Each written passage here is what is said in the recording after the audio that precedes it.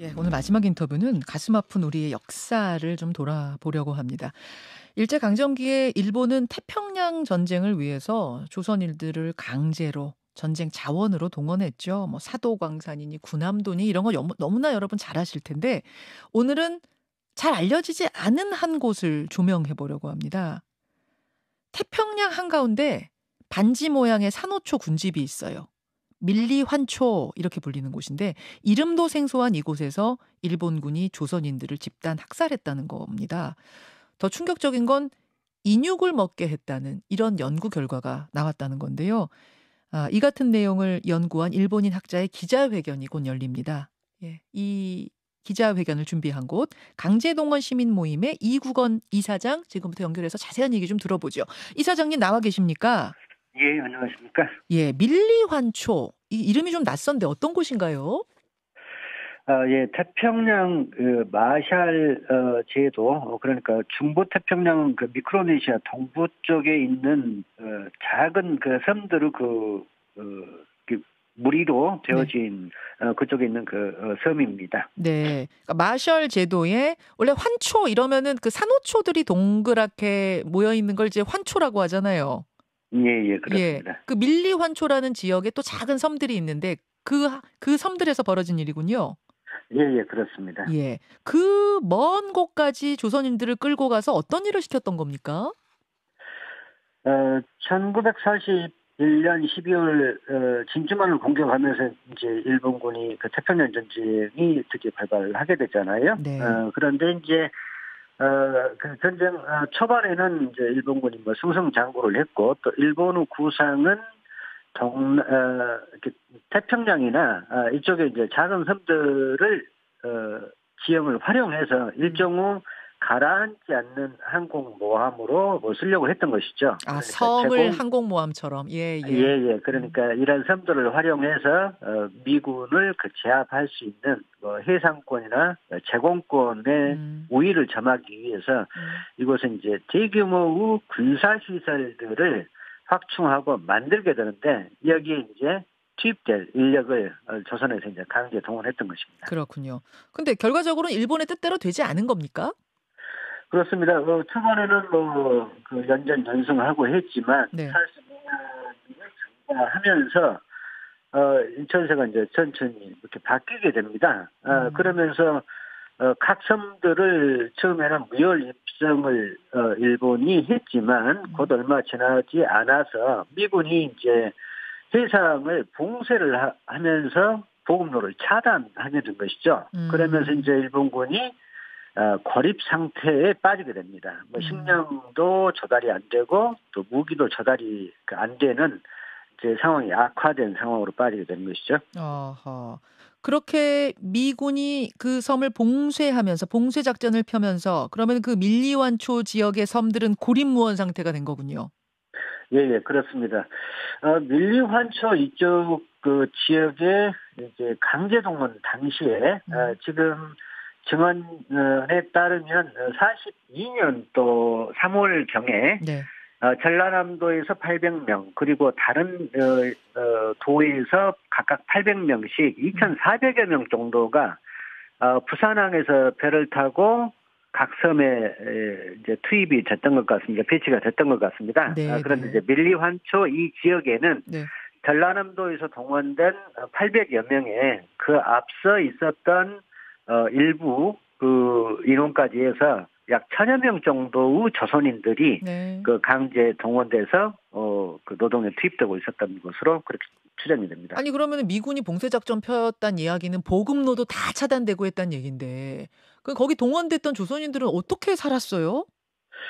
그러니까 이 섬이 사실은 그다지 크지 않는 예, 섬이었고 예. 원래 원주민은 500여 명 정도. 그러니까 원주민이 500여 명이다라고 하는 것은 그 섬의 크기를 대략 짐작할 수 있는 것인데 그렇죠. 여기 이게 전쟁터가 되면서 음. 그 일본 군이 44년 1월경에는 뭐 해군 육군 해가지고 한 3,600여 명 정도 그리고 조선에서 동원된 피해자들이 약 1,000여 명 정도 해가지고 이 섬 인구가 애초 원주민의 10배가 넘는 5,300여 명 정도의 인원까지 확대가 된 상황에서 보급로가 끊어진 것입니다. 네네. 그러니까 그야말로 아주 열악한 환경에 내몰렸던 것이고, 이제 이러한 상황에 처하자 네. 일본군이 예.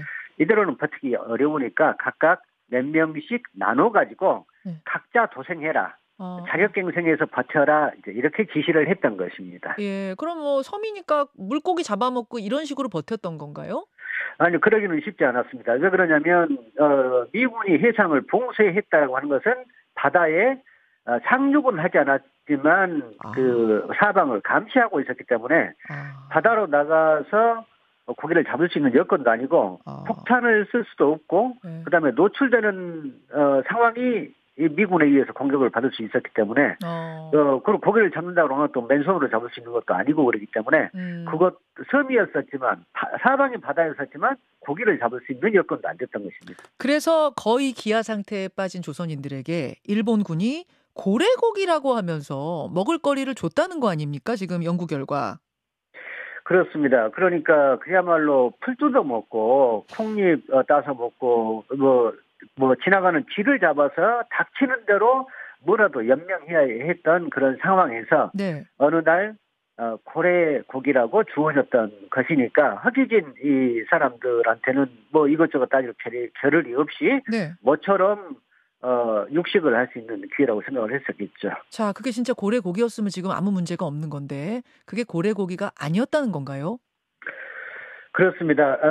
왜 그러냐면 어느 날 동료 중에 한 사람이 어느 날 일본군하고 같이 갔는데 사라진 그런 상황이 있었고 네. 그래서 이제 일본군은 눈을 피해서 섬 주변을 계속 그 조선인들이 그 동료들을 찾기 위해서 수사하는 과정에 옆에 있는 조그만 무인도까지 가게 됐었는데 거기에서 끔찍한 상황을 이제 보게 된 것입니다. 어떤 상황? 그게 뼈만 앙상하게 남아 있고 사라진 조선인이었고 그다음에 허벅지 살이 마치 그 풀을 뜨듯이 살점이 모두 도려내져 있었던 상황을 목격을 하고 얼마 전에 고래고기라고 먹었던 그 고래고기가 사실 생각해보면 정상적인 어로 활동이 불가능한 상황에서 네네.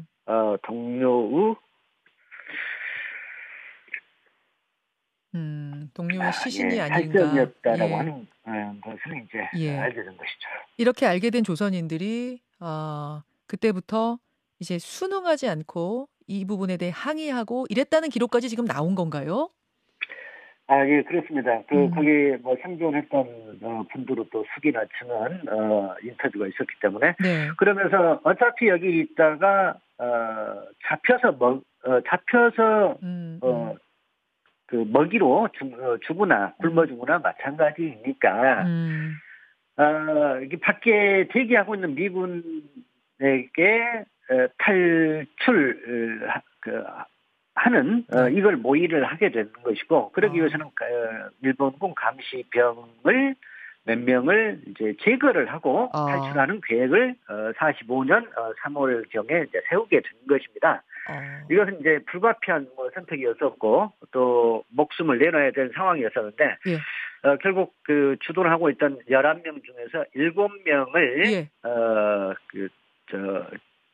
제거를 하게 되는데 나머지 몇 명이 놓쳤고 그 도주한 일본군이 옆에 섬에 있던 일본군 그 지휘소에 이 같은 상황을 말을 하게 됐고 거기에 이제 중무장한 일본군이 그 다음 날 섬에 물이 빠지자 상륙을 해가지고 그야말로 이제 초토화시켜서 현장에서 55명이 사망한 사건입니다. 조선인 55명, 원주민 15명이 목숨을 잃었고 어쨌든 우리 그 조선인들이 그 상황에서 그대로 순응하고 뭐 포기한 것이 아니라 탈출을 시도했다는 지금 배의 모습을 봤거든요. 저것도 엄청난 용기 아닌가요? 그렇습니다. 저 배에 한 사람, 네. 사진 촬영을 하고 있는 모습을 보면서 저 해맑고 환한 그 모습 속에서 이 사람들이 처했던 그 열악한 환경이 얼마나 끔찍했던 것인지, 그리고 그야말로 피골이 상접한 그러네요. 새까맣게 탄 뼈밖에 없어요. 예. 그리고 이제 이 섬에 또 하나 끔찍한 것은 단순히 그날 55명이 그 학살 당한 것뿐만 아니라 네. 그 섬에 그날 당일 사망한 것을 포함해서 3년여 기간에 무려 218명이 사망을 했다라고 하는 것입니다. 예. 그러니까 불과 뭐 1000여 명, 많아야 1000여 명 중에서 218명이 어떤 식으로든지 사망한 끔찍한 상황이 그 섬에서 벌어졌다라고 하는 것입니다. 알겠습니다. 사실은 이 밀리환초의 상황이라는 것은 우리가 좀 생소합니다. 생소한데 이것들을 이 기록을 발굴하고 연구한 학자가 한국에 와서 기자회견을 곧 한다고요? 예, 그렇습니다. 내일 광주광역시의회 시민소통실에서 오전 10시 30분에 다케우치 야스토 선생님이라고 일본의 사학자이고 한 30여 년 넘게 네. 강제노동 분야에 연구해 오신 분이신데 예. 사실 그 전에 이 사건이 처음 알려진 것은 아니거든요. 우리 정부 기구를 통해서 2010년 직권 조사했던 결과 보고서가 발표되기도 했습니다만 내일은 55명뿐만 아니라 218명의 이름과 자세한 주소가 공개될 예정입니다. 그 기록까지 남아 있습니까? 거기 끌려갔던 사람들의? 예, 그 다케우치 야스토 주소까지? 선생님이 그동안 이제 이것을 계속 추적해 오신 것 같습니다. 그렇군요. 끌려갔던 그 사람들의 주소와 이름까지 지금 기록을 찾아낸 상황, 기자회견 주목해 보겠고요. 참 우리가 많이 알고 있다고 생각했는데도 이렇게 새로운 이런 그 과거의 역사들, 만행들이 드러나고 있다는 거 우리가 잊지 말아야겠고, 다시 한번 그 과거를 생각하게 됩니다. 기자회견 잘 치르시고요. 오늘 자세한 설명 고맙습니다. 예, 고맙습니다. 강제농원 시민모임의 이국원 이사장이었습니다. 김현정의 뉴스쇼는 시청자 여러분의 참여를 기다립니다. 구독과 좋아요, 댓글 잊지 않으셨죠? 알림 설정을 해두시면 평일 아침 7시 10분 실시간 라이브도 참여하실 수 있습니다.